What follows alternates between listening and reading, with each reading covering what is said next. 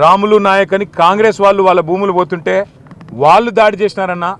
మొత్తం 70 మందిని తీసుకుపోయినారు. ముందు తీసుకుపోయినాక తిరుపతి రెడ్డి ఫోన్లో ఆదేశాలు ఇస్తున్నాడు. ఒక రాజ్యాంగేతర శక్తి ముఖ్యమంత్రి అన్న కావడమే ఆయనకున్న అర్హత. ఆయనకి ఏ పదవి లేదు, ప్రజాప్రతినిధి కాదు.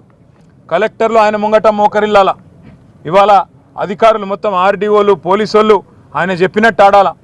కొడంగల్కు ఆయన చక్రవర్తి రారాజు. రేవంత్ రెడ్డి కాదు, అక్కడ రేవంత్ రెడ్డిది ఏం చెల్లదట, తిరుపతి రెడ్డిదే నడుస్తుందట. ఆ తిరుపతి రెడ్డి శిష్యుడు శేఖరు మండల కాంగ్రెస్ పార్టీ ప్రెసిడెంట్. ఈ 70 మందిని తీసుకపోతే 2 డీసీఎంలు ఎక్కించి తీసుకపోతే అందులో ఎవరెవరు బీఆర్ఎస్ వాళ్ళు వాళ్ళను మాత్రమే ఇవాళ 21 మందిని రిమాండ్కు పంపినారు. మిగతా వాళ్ళందరినీ ఇంటికి పంపినారు. అలా కాంగ్రెస్ వాళ్ళు దాడి చేసిన వాళ్ళల్లో ఇప్పుడు నేను చెప్పిన పేర్లు ఉన్నాయి, వీడియోలో కనబడతారు, మీరు చూడండి. వాళ్ళని మాత్రం ఇంటికి పంపి ఎవరెవరైతే బీఆర్ఎస్ వాళ్ళో వాళ్ళనే పెట్టండి జైల్లో అని చెప్పి ఈ దాడి మొత్తం బీఆర్ఎస్ వాళ్ళే చేయించిండ్రు. ఈ దాడి మొత్తం రాజకీయ దాడి, ప్రజలు చేసింది కాదు అనే ఒక కుట్ర ప్రభుత్వం చేస్తున్నది. అనుముల రేవంత్ రెడ్డి చేస్తున్నాడు. ఆయన అన్న అనుముల తిరుపతి రెడ్డి ఆ మండల కాంగ్రెస్ పార్టీ అధ్యక్షుడు చేస్తూ ఉన్నాడు.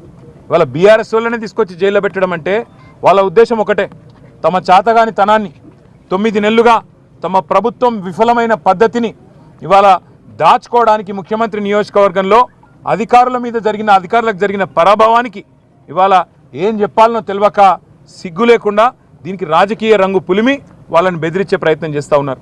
ఇంకా అరాచకం ఏంటంటే 21 మంది మొత్తం ఎస్సీ ఎస్టీ బీసీ రైతులు. ఒక ఆయన విష్ణువర్ధన్ రెడ్డి అని ఆయన కూడా ఉన్నాడు, ఆయన కూడా పాపం ఇంట్లో ఉన్నాడు. వాళ్ళందరినీ పిచ్చి కొట్టుడు కొట్టినారు, చిత్రహింసలు పెట్టినారు, 3rd డిగ్రీ టార్చర్ పెట్టినారు. కొడంగల్ సిఐ, కొడంగల్ ఎస్ఐలు, వికారాబాద్ ఎస్పీ ఆయన పేరు నారాయణ రెడ్డి, వీళ్ళంతా కలిసి వీళ్ళను చిత్రహింసలు పెట్టినారు. 3 గంటలు కొట్టినారు. ఒక్కొక్కరిని చూస్తూ ఉంటే ఇప్పుడే మా అక్క చెప్పినట్టు కాళ్ళు చేతులు కమిలిపోయి ఉన్నాయి. మేము అడిగినాం, మరి ఎందుకు మెజిస్ట్రేట్ ముంగట చెప్పలేదు, కొట్టినాడు ఎందుకు చెప్పలేదు అన్నాం. మీరు చెప్తే మళ్ళా కొడతాం, మీ ఇంటికి పోయి మీ ఇంటోళ్ళని కొడతామని చెప్పినారు.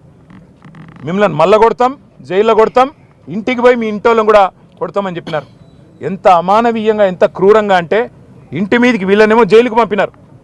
ఇంటి మీదికి బందిపోట్లను పట్టుకరానికే, ఒసామా బిన్ లాడెన్ లాంటి తీవ్రవాదులను పట్టుకరానికే ఎట్లయితే కూంబింగ్ ఆపరేషన్ చేస్తారో 100 మంది పోలీసులు వచ్చి ఇంటింటికి పోయి తలుపులు దర్వాజాలు తన్నుకుంటూ, గుద్దుకుంటూ, పగలగొట్టుకుంటూ, తాగి బూతులు మాట్లాడుతూ కొంతమంది ప్రైవేట్ వ్యక్తులు, నేను పోలీసు వాళ్ళు అంటలేను, ప్రైవేట్ వ్యక్తులు కొంతమంది కాంగ్రెస్ పార్టీకి సంబంధించిన వాళ్ళు తాగి బూతులు మాట్లాడుతూ ఆ ఇండ్ల మీద దాడి కూడా చేయడం జరిగింది. అక్కడ ఉన్న మహిళలు, అక్కడ ఉన్న ముసలోళ్ళని భయభ్రాంతులు, పిల్లలని భయభ్రాంతులకు గురి చేయడం జరిగింది.